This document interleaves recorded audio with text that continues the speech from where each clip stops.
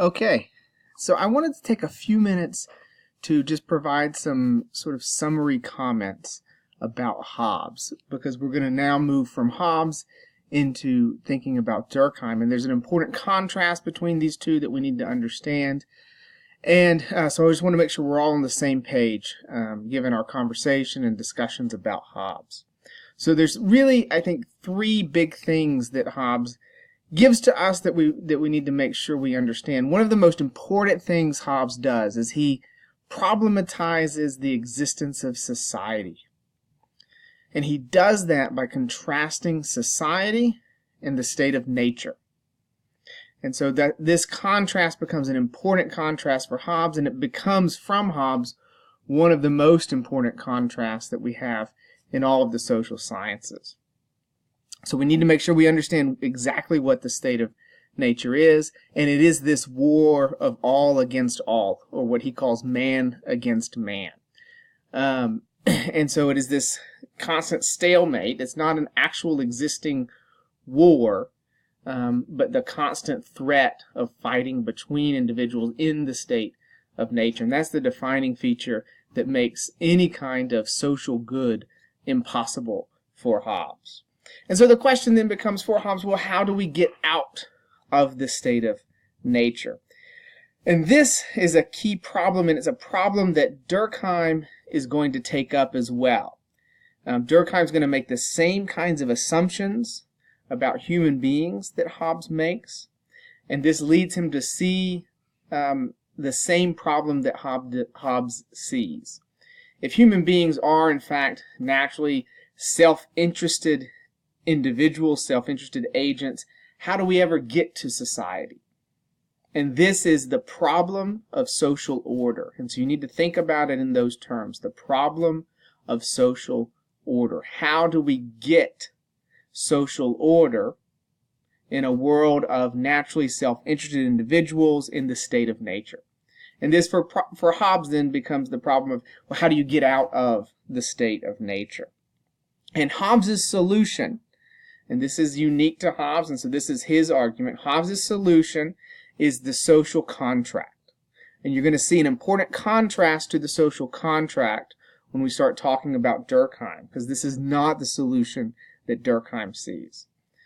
So the social contract is this agreement whereby individuals agree to give up some of their liberties in exchange for the kind of protection of the rule of law through a state.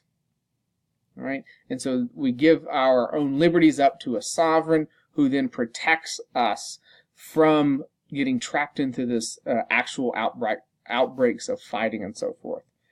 So the social contract is his solution, this mutually agreed upon kind of set of rules to be sort of give up our liberty to the sovereign, the Leviathan. That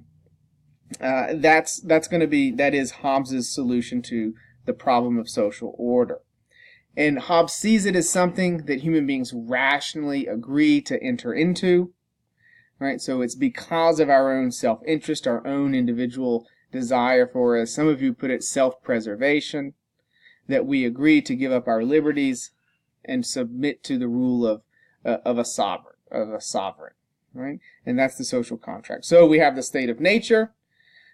We have society, and getting from the state of nature to society requires this social contract. And that's really the essence of Hobbes' argument here. So we need to understand this. Hobbes is actually is a major thinker in the social sciences.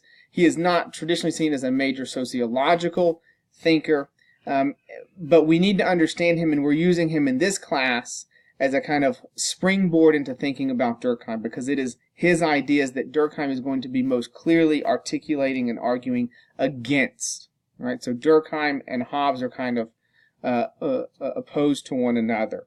Hobbes you can think of as our foil for Durkheim. Because they're both focusing on the problem of social order.